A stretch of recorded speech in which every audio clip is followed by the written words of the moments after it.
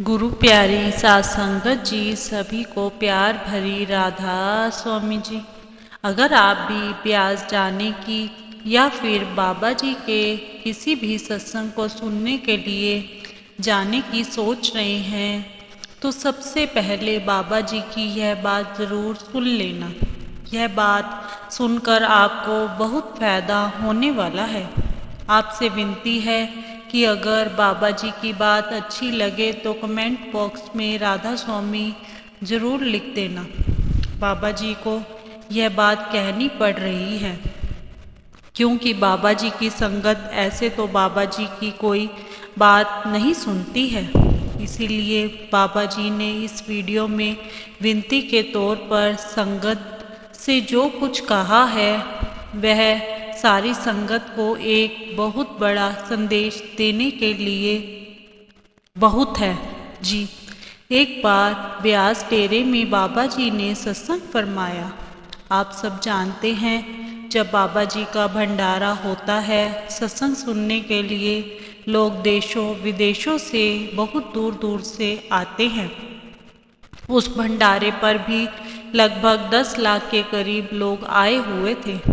सत्संग करने के बाद जब बाबा जी अपनी कोठी की तरफ कार में बैठकर वापस जा रहे थे तो बाबा जी के साथ बैठे सेवादार ने बाबा जी से पूछा कि बाबा जी, आज तो पंडाल में बहुत भीड़ है, लगता है इस बार 10 लाख के करीब संगत सत्संग सुनने आई हुई है। तब बाबा जी ने कहा, भाई मैं जो देख रहा हूँ सत्संग सुनने तो 1000 लोग भी पूरे नहीं आए होंगे। सेवादार बाबा जी से पूछने लगा, बाबा जी मैं आपका मतलब नहीं समझा। तो बाबा जी ने कहा, बेटा 10 लाख संगत पंडाल में ज़रूर बैठी थी, लेकिन दिमाग तो 100 लोगों का भी पंडाल में नहीं था। यह बात सुनकर सेवादार बहुत हैरान हुआ और कहने लगा कि बाबा जी मैं कुछ समझ नहीं पाया कि आपकी इस बात का क्या मतलब है।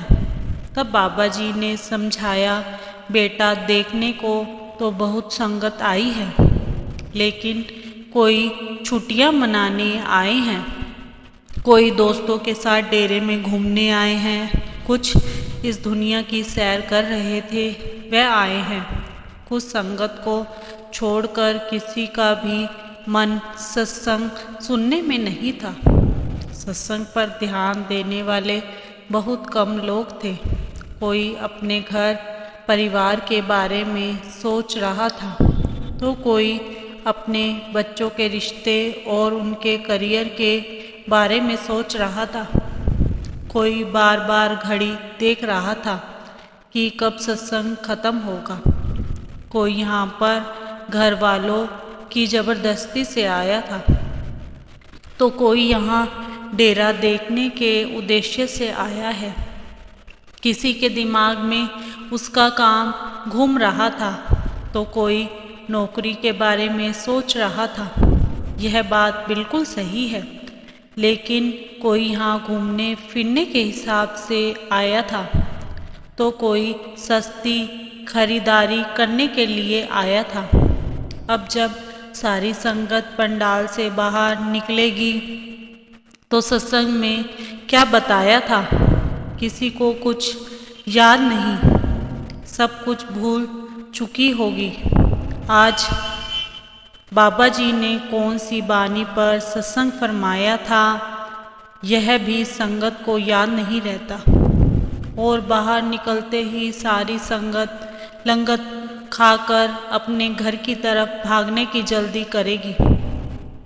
संगत को यह लगता है कि इतनी दूर दूर से आकर बाबा जी के दर्शन करके सत्संग में आकर 1 घंटा बैठ गए तो बस हो गया काम। बाबा जी कहते हैं कि मैंने तो बहुत ज़ोर देकर संगत को समझाया है कि भजन सिमरन कर लो, नहीं तो 84 के चक्कर से कोई नहीं बचा सकता, लेकिन मेरी संगत है कि मेरा कहना ही नहीं मानती। भाई, अगर सत्संग में आकर बैठ जाने से मुक्ति मिल जाती तो यह दुनिया आज खाली हो गई होती। आप बच्चे को स्कूल भेजते हैं, बच्चा स्कूल जाता है और वहाँ मन लगाकर टीचर की बात को समझता है और घर जाकर होमवर्क भी करता है, और जब पेपर का दिन आता है तो उसे खुद ही अकेले पेपर देने पड़ता है। उस समय टीचर उसके साथ नहीं होता।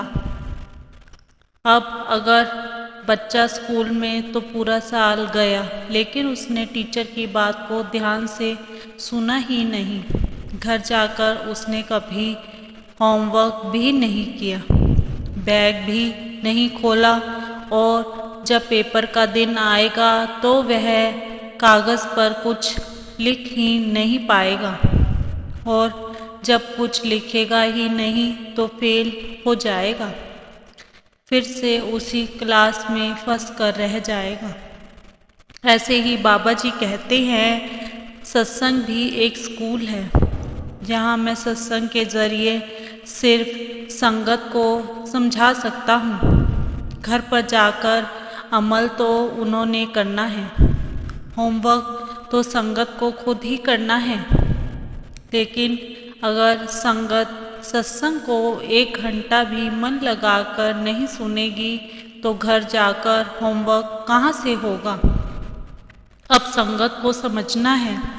मैंने तो सारी संगत को सुबह 3 बजे उठा देना है। कुछ तो उस समय उठ जाती हैं और कुछ पड़ी रहती हैं कि अभी उठते हैं, तब सुबह हो जाती है। जो सुबह उठ जाता है वह दौलत इकट्ठी कर लेता है जो वहाँ काम आनी है, और जो सोया रहता है, सेवादार बोला, बाबा जी मुझे माफ़ कर देना, आगे से मैं भजन सिमरन ज़रूर करूँगा। तो बाबा जी ने सेवादार को समझाया कि भाई भजन सिमरन कर लोगे तो तुम्हारा ही फ़ायदा होगा, नहीं तो बार बार जन्म मरण के चक्कर आते रहोगे और जाते रहोगे। 84 लाख योनियों के बाद मिलता है यह इंसान का जामा। मालिक ने इतनी कृपा करके इंसानी जामा दिया है, लेकिन हम इसको फालतू के कामों में गवा रहे हैं। इस बार नाम जपकर ना निकल सके तो लाखों साल बाद फिर यह मौका मिलेगा। बाबा जी ने फिर कहा कि अगर एक जामे में सिर्फ 1 साल भी काटना पड़ता है ना, तो यह इंसानी जामा 84 लाख के बाद वह मालिक दोबारा देता है और हम इसको बेकार के कामों में ज़ाया करते थे। बाबा जी की बातें सुनकर सेवादार की आंखों से आंसू आ गए और वह बाबा जी से दोबारा माफ़ी मांगते हुए बोला, बाबा जी मैं हर रोज़ भजन सिमरन को पूरा समय देने का वचन करता हूँ। बाबा जी बोले, बेटा सतगुरु का काम होता है सत्संग के माध्यम से संगत को समझाना, हमें मालिक की बंदगी करने के लिए प्रेरित करना।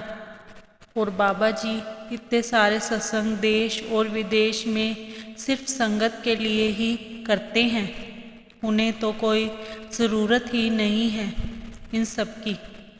लेकिन फिर भी बाबा जी सत्संग फरमाते हैं जिससे कि उनकी संगत समझ सके।